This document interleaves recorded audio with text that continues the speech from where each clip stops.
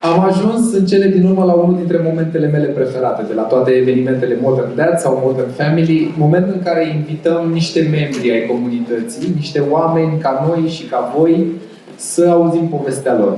Și în seara asta mă bucur de 2 ori, pentru că am ocazia să-l invit pe Șerif, pe unul dintre oamenii pe care îi admir foarte mult în industria asta de learning, prin care mă învăț și eu, pe Petru Stuparu, care va veni aici alături de soția lui, Andra. Dragilor, bine ați venit!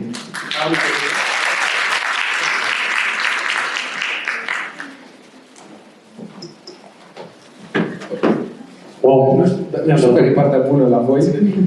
Ia, stă peste mine. Împărtășiți microfonul ăla sau... Da, perfect, perfect. Bun, dragilor, cum a fost pentru voi să deveniți părinți pentru prima dată? Și înainte de asta, câte bucăți aveți? 2 bucăți. 2 bucăți, ok. Așa. 2 bucăți crețe. Crețe. Cel mare are aproape 7 ani și cel mic are aproape 4 ani. Cel mare e pe blândețe și cel mic, noroc că e frumos, cum spune Sfântul. Am o mică introducere.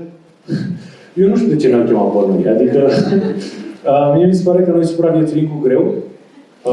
Avem un jurnal de pandemie. Am avut COVID de toate rândurile.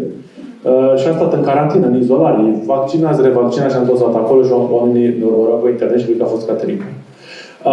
Eu sunt psiholog de coafor. Am specializare. Sunt partener la o firmă de consultanță și țin cursuri de vreo 16 ani. Sunt profesor la Entrepreneurship Academy și suntem foarte pasionați despre cum ne creștem copiii. Suntem bombardați cu informații și ne căutăm repere despre ce ar putea să funcționeze. Prea puțină informație te duce la indecizie și prea multă la indecizie. Mâna sus dacă aveți copii. Mâna sus dacă mai vreți, că dau pe la mic. O chestie scurtă și vă dau pe Andra. Nu suntem bine mulțumim. Când s-a născut băiatul nostru cel mare, cel mai nesolicitat, cel mai nesolicitat topic pe care să primești sfaturi nesolicitate e creșterea copiilor. You don't ask anybody și ei o să-ți spună cumva validându-și că ceea ce au făcut, ei au făcut bine. Și ne-a sunat soacra mea. Ne-a sunat cineva în maternitate și ne-a zis copilul dorme pe burtă, nu? După aia nu ne pusesem întrebarea și am zis că o să doarmă oricum. Și după aia ne-a sunat, a venit mama, mai soacră mare și zice, îl culcați pe spate. Am avut o prietenă care avea un copil și să-l puneți pe o parte și pe alta și a venit o amatologă și a zis îl rotiți din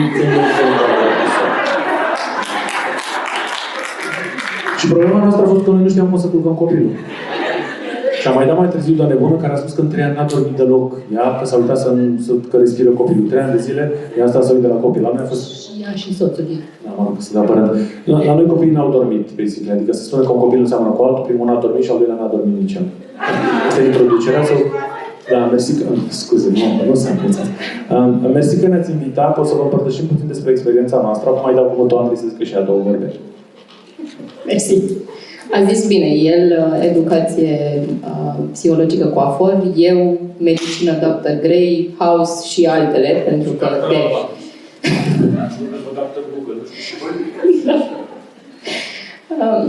Și ne-a întrebat care a fost prima experiență. Sunt foarte multe. Ne-am gândit pe care le alegem. Cred că cea mai definitorie este momentul nașterii. Nu neapărat momentul în sine, ci faptul că noi am ales să mai stăm totuși încă o zi la maternitate, pentru că aveai butonul care spunea, mai mă doare, mai puneți-mi... Copilul e murdar, puteți să faceți ceva. Pentru mama avea un buton ăla, pentru copil. A fost minunat. Am zis... Haideți. A venit la un moment dat o consultantă în lactație și ne-a întrebat de ce stați? Copilul e bolnav? S-a întâmplat ceva? Am uitat un altul și am zis nu, dar nici nu știu ce facem când ajungem acasă. Asta a fost prima chestie care a rămas acolo foarte faină. De ce n-am plecat noi de la maternitate când trebuia să plecăm? Când a fost prea bine. Iar Mai ai tu de spus ceva? Am pluralul ăsta al tăticilor, când se întreabă voi unde ați născut. Și mi-e place să zic mai mult nevastă mea. Pe de altă parte, mai e o chestie mișto. Eu cred foarte mult în moderație, nu în extremism și nu cred în rețete like that. Adică, dacă vrei să vezi extremism, du-te pe grupurile de părinți de pe Facebook care se dau direct sentințe. Cum? N-ai alertat până la 8 ani tu ca tată, știi? Și cred că e foarte mișto să iei ce funcționează pentru tine ca și pentru familia ta și anumite lucruri trebuie să le iei doar că sunt script sau rețetă. Mai mi-e frică de perfecționist și over-competitiveness de părinți care spun al meu face sudoku în germană la 2 ani. Și mai am o chestie foarte amuzantă. E al doilea cel mai mișto loc unde am vorbit, apropo de nu știu de ce n-am uitat. Am mai vorbit toată la Conferința Națională a Moașelor. True story. Moașă, ginecolog Petruș, bună ziua! Și am zis, hai să vedem despre cum e aparținătorul. Știi că e acolo intențiune cu hormoni, cu toate cele, dar cum se simte și pentru el când trăiește ea travaliu, că nu prea se întreabă lumea, știi? Cum e mama? Bine, copilul bine, ok. Știu că o să ziceți, vai de mine cât suferiți. Păi, dar nu e. Eu am luat 16 kg în sarcină. Păi ea avea poftă, cineva trebuia să mănânce. Dar i-a dat din 22-11 în prima săptămână. Eu am dat 200 de grame. Suferim. Da, multă simpatie. Da. Mai zi-ne întrebări. Cum v-a impactat viața de cuplu, apariția copilului? Că nu ai zis că să nu cer sfaturi, că sfaturi nesolicitate, suntem ca de dați, putem da, doar că nu înseamnă neapărat că se potrivesc. Evident că a fost afectată, doar că noi ne-am dorit amândoi o familie mare, cumva ne așteptam că ne va ocupa mult timp, nu ne-am așteptat că va ne ocupa tot timpul, dar da, este tot. Dar cea mai faină chestie este că cumva am acceptat ajutorul și am găsit punctul în care totuși să mai fim și noi. Nu cum ne-am fi dorit, nu în expirat, nu la Vama Veche, dar la un restaurant în colțul casei, ca să putem alăpta după aia, amândoi. Că el era și profesor în alăptarea asta, e altă chestie drăguță.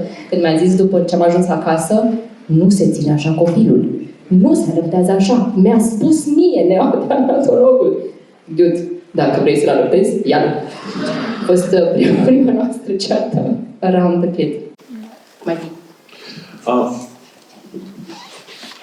Eu cred așa. Eu cred că e foarte mișto și foarte greu. Și mai mișto decât te-ai pregătit și mai greu decât ți-a zis cineva. E mișto și greu. În proporții diferite, în momente diferite. Și cred că oamenii care doar se vaită mă întreb oare de ce l-ai făcut și oamenii care zic că e doar bine mint. Da, corect! Bravo! Nu știu eu că știu ce înseamnă greu, dar pe noi ne-a afectat foarte tare, pentru că deși ne-am pregătit, n-am știut ce ne-a lovit, mai ales prin privarea de somn a soției. O vedeți mică, drăguță și blândă. Am văzut-o nedormind pe la nunți și prin expirat. Când se combină chestia asta cu hormon și cu nesomn, se transformă. Dacă îl trezești, tu îl culci. Să te dracu să audă în paie. Și am cerut ajutorul unor specialiști, alți colegi de la birou, și au zis, stai liniștit în primele 6 luni, toate parcă vor să divorțeze. Orice fel de logică it doesn't work, spune, da, draga mea. Și atunci am dezvoltat o chestie foarte mișto, egalitatea dintre noi, care zice cam așa, cum eu nu o deranjez când vorbește, ea nu mă deranjează când ascult. Ne-a afectat tare, dar cel mai tare ne-a afectat pandemia când am dat seama cât de for granted luăm tot ajutorul pe care îl avem. Aveam amândoi părinții în viață, aproape de noi și aliniați valoric. Toți patru, ca să sunt, știi? S-ar putea să nu mai fie și îmi pare rău. S-ar putea să fie, dar să fie tocmai la Suceava. S-ar putea să fie aproape, să ne suportăm. Să fie cu bătaie, cu condiționare, cu amenințări. Noi între ei, nu cu copiii, da? Noi avem toate chestiile astea și avem foarte mult ajutor. Și aveam și bonă, și aveam și grădiniță. Și pe a venit pandemia și n-am mai avut nimic. Știu că some of you say, Aveam job de acasă, unde zic că Petrușa, așa e viața la noi, știu, dar noi nu am avut-o. Și atunci realizezi ceva când ți s-a luat și mișto după aia să fii grantit pentru ceea ce reprimești. Adică ai mei acum stau cu copii și mi se pare foarte mișto că putem să vorbim cu voi. Sau ne afectat destul de tare. Dar Da. băiatul de lângă mine este extraordinar în a detensiona momente tensionate, pentru că cumva are cuvintele la el, versus eu care prefer să nu le scot, pentru că de obicei ies în rom-english și nu mă înțelege nimeni. El le are la el și cumva detensionează mult situațiile nașpa, prin glume, glumițe, sarcasme mărunte și we have fun. Adică el e așa cum îl vedeți aici cu toate glumele astea și acasă, ceea ce face relația foarte fain. So, thank you.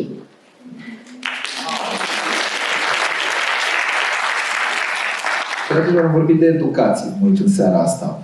Când vine vorba de educație, care e abordarea voastră vis-a-vis de copiii voștri? Complementar în job de cineva să e foarte frumos să vedete foarte diferit. Unitar. Păi am început prin a ne certa înainte să se nască Luca, dacă va învăța germana ca limbă maternă așa ca mine sau nu. Pentru că el n-a suportat germana în liceu. Așa am început discuția despre educație. Între timp ne-am aliniat, adică dacă pentru mine educația era trebuie să fii perfect, trebuie să iei 10, trebuie să ajungi cel mai mare, cel mai tare, coronițe peste coronițe, el la polul opus era I never had that, dar uite, totuși viața mea e în regulă. Și cumva ne-am calibrat pe drum până să vină Luca, apropo de ce e important. Și apropo de educație, cred că ce e important pentru noi e ca Luca și Amza să fie bucuroși cu ceea ce fac, să fie fericiți în locurile în care sunt și să meargă cu plăcere acolo unde îi ducem. Adică nu forțăm, nu știu, sudoku în limba germană sau sporturi. Le-am încercat pe toate. S-au dorit toate în aceea zi, dacă se poate, limbi străine, dans, pian, tenis, cine știe ce mai apare pe listă. Dar cumva i-am lăsat să ghideze singuri pathul educațional și nu punem foarte mare focus pe it has to be perfect. Ceea ce am învățat cumva odată ce am devenit părinți este că good enough is enough. Eu nu am fost o speranță academică. Când m-am întâlnit cu directoarea din liceul meu, după ce terminasem facultatea și am fost la studii în Italia și după aia am început un master în Barcelona și l-am abandonat. Și, Doamne, am fost în Italia, am fost în Spania la studii și mi-a zis, tu, Paru, nu trebuie să minți, tu ai făcut pușcărie?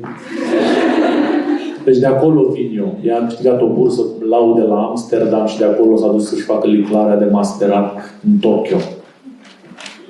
Vreau să suntem complementari. Și e foarte mișto că e o mare presiune a notelor, o mare presiune a notelor și toată spune, o să vezi tu când o să ai copil. Și o ducem de la zi la zi, în sensul care mi se pare, e mișto ce am făcut noi la un moment dat, că am zis ce ne dorim pentru copiii noștri și nu mai e la modă să-ți dorești o meserie. Pentru noi ne dorim să fie echilibrați emoțional, fericiți și, cred că, independenți. Și e foarte fain dacă spui că vrei chestia asta, că o să decizi mai conștient în tactică. Că bucata aia de tantrum, dacă știți, mă mir că unde știți, că noi luăm bătaie până să ne întindem pe jos. Când îți vine să-i spui liturghia Sfântului Vasile, te-ai lepădat, tot ce m-a lepădat, e parte din his development, știi? Și la asta punem mare preț, dar mult de tot pe două chestii, nu doar academic, ci contextual learning. Îi dăm foarte mult ca ei să învețe. Avem aproape orice experiență din asta puternică cu debrief. Sper că sunt două trenduri mari în România în parenting. E clasică, eu te-am făcut, eu te omor, bătaie. Mai e și altă extremă la fel de periculoasă cu copiii mei explorează. Tatii mei mi-au spart televizorul cine îl plătește, copiii tăi mi-au spart televizorul. Și e foarte mișto ca noi suntem spre partea asta de libertate, dar cu niște limite și cu niște debrief, când se calmează, să înțeleagă puțin implicațiile acțiunilor lor. Și asta facem frecvent, adică care nu e filozofie. Dragilor, o ultimă întrebare de la mine și după aia poate luăm și câteva întrebări din sală. Cum îmbinați viața de familie cu viața profesională? Poți să-mi dai tu exemplu cu scaunul, că e foarte fain. Te rog. I-am zis asta. Eu nu cred în echilibru. Știi de ce? Pentru că gândul de echilibru te duce cu gândul la fragilitate și ce facem foarte mult. Am stat în seara asta 3 ore aici, n-am stat cu copilul. Mâine trebuie să stau neapărat cu copilul. Și în loc să alergăm după zona asta de a supracompensa una sau alta, mă gândesc ca la o pletitură. Știi? Adică, it's me. Nu am profesional și acasă. Pentru că dacă mi-e bine profesional, mi-e bine și acasă. Dacă vin cu traj de acasă, îmi sare țandara la birou. Dacă vine spumată de la birou, mi-o fur până să deschidă ușa. Deci am uitat la pletitura asta. Eu astăzi am avut un curs cu 75 de oameni dintr-o bancă. Ieri am fost la Buzău. Vineri am fost la Zalău, fly-in, fly-out. Și Andra m-a înțeles. Andra săptămâna viitoare pleacă în Amsterdam, peste 2 săptămâni pleacă în Polonia. Și atunci stau eu cu ei. Ne completăm, basically. Apropo de how do we do this, we take turns.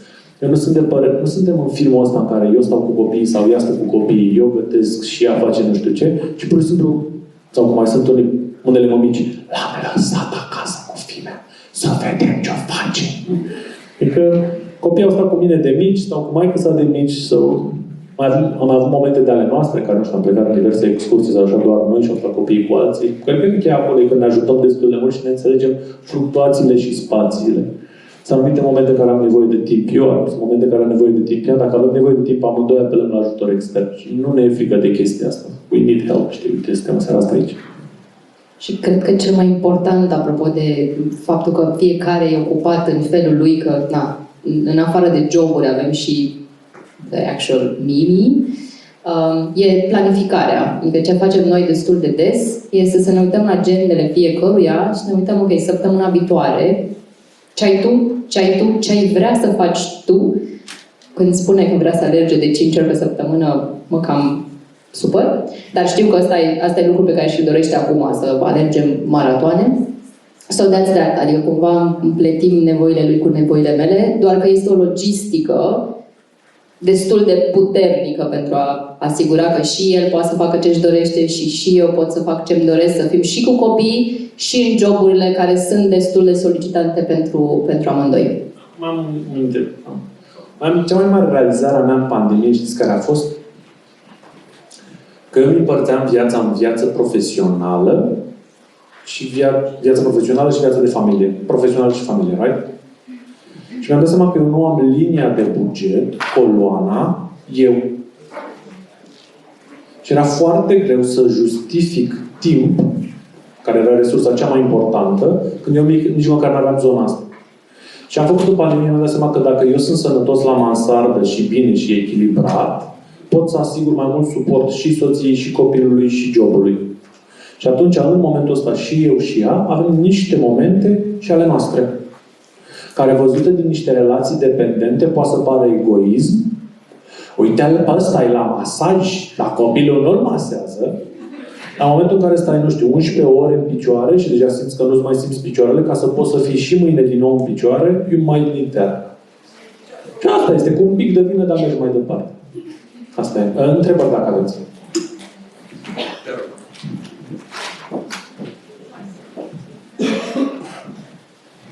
Când aveți păreri, când aveți divergențe, că e clar că e imposibil să nu existe și divergențe într-un cuplu, cum ajungeți la un consens fără să se simtă vreunul dintre voi că a cedat sau că... Valoarea numărul 1 a noastră în a educa pe copii este consecvența. We never disagree in front of the kids. There's no good cup and bad cup. Copilul o să simtă întotdeauna părintele care îi convine și o să ne întoarcă one against each other. După ce că ne umplu de spume, ar fi până să ne umple extra de spume. Implicit, când Andra a luat o decizie super proastă cu care nu eram de acord, am executat decizia ei și am vorbit după aia noi doi, pentru că e mai important pentru mine consistența și consecvența decât bucățica asta în care să-și dea seama că anumite decizii sunt second guessed. Facem două chestii. Ne umplem de dragi, țipăm, urlăm, ne calmăm și încercăm să ne uităm cu calm la lucruri. Dar eu, cel puțin, când tu ai spus, n-am neapărat filmul ăsta de cineva cedează sau cineva pierde. Și dacă am învățat o chestie foarte mișto, we're not competing. Eu mi-am dat seama că în primii 3 ani copilul vrea să stea cu măsa, and that's ok. Stau și eu pe acolo, serios. Să-i cu atașamentul, ce spunea mai devreme doamna psiholog. Și eram și eu pe acolo suport, nu plecam de acasă, că oricum vrea să stea cu ea. Și în momentul în care băieții au vrut să stea cu mine, am dat seama că it's more of a kids time, football and so on. So, we're not really competing, nu pot să zic că pierd, plus că are dreptate tot timpul. Mulțumesc. Vezi că ai spus oficial. Da, nici eu nu simt că lăsăm unul de la altul și cred că odată ce ești într-o relație, this is how it goes. You build together. Deci se închid, se supără, ne supărăm, nu mai vorbim 2-3 zile, ne trimitem WhatsApp-uri, vezi că n-ai schimbat becul, mi-ai promis că vei face ceva, adică atunci iese, refulează supărarea. Dar we meet halfway și cred că o chestie foarte faină pe care am învățat-o de la Petruș e că ar fi bine să nu ne culcăm supărați. Adică să nu aducem supărarea pe care am avut-o în timpul zilei și în următoarea zi. Mai am o recomandare, am uitat să zic asta. Ce am făcut noi cel mai mișto în pregătirea copiilor e că am fost la terapie. Mi se pare că ce poți să faci cel mai mișto pentru copilul tău e să mergi la terapie, pasă copilul la butoane de zici că este să aprinde, zici că e bord de Jaguar. Da? Și atunci e foarte mișto să-ți înțelegi butoanele astea ca să-ți dai seama că e de fapt maică-ta din tine care deschide gura și țipă, mama, iar n-ai mâncat. Și the more aware you are, nu înseamnă neapărat că nu o să fii sigur să l-auzi pe taică, dar măcar ești un pic mai prezent ca să decizi conștient diferit. Ca să conduci o mașină îți trebuie și teorie și practică. Ca să faci un copil și să crești un destin, nu-ți trebuie absolut nimic. Îți pare un exercițiu de igienă să mergi la terapie. Și singur și te ocupi. Bună seara! Interesantă poveste. Am și o întrebare. Ați pomenit de părinții din partea mamei, din partea tatălui, dar la un moment dat a apărut bona. Motivul a fost diferența dintre generații și modul cum s-au implicat ei în creșterea copiilor? Nu, a fost un motiv extrem de comod. Toți părinții noștri la momentul respectiv aveau joburi și nu aveau timp să se ocupe de copii. Am așteptat încă vreo 3 sau 4 ani până a ieșit taică la pensie și acum he drives them around. Dar noi ne-am luat bună pentru că toți aveau nu mari cariere. Taică era șofer pe autobuz. Nu decidea el să se pensioneze mai devreme ca să stea cu copiii. Ne ajutau când erau la muncă, dar aveam momente în care ei nu erau acolo și de-aia am luat bona. 6 am avut. Una ne-a dat COVID la 14 oameni la o petrecere. Era rușine să recunoască că are COVID, deși era testat de DSP. E o plăcere să vă ascult. Mă bucur că am stat până acum să vă aud. Și eu mă bucur. Mi se pare că noi petrecem în momentul ăsta, nu știu despre voi, da? Petrecere absolut cu copii.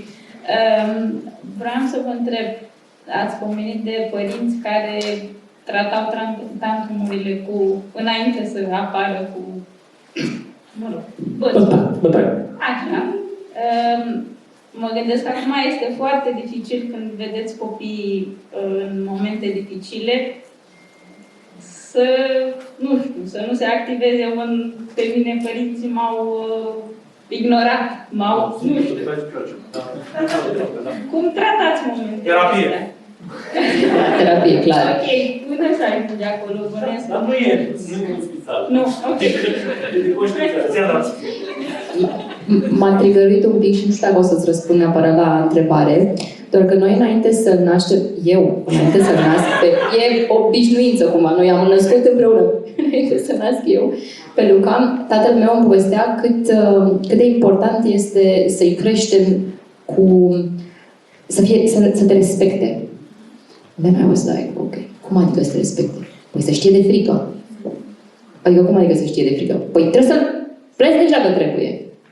Am zis, fii atent. În momentul în care tu ridici vocea sau mâna sau încerci vreo moment violent față de Luca, este ultimul moment pe care o să-l petreci împreună cu Luca. Never ever.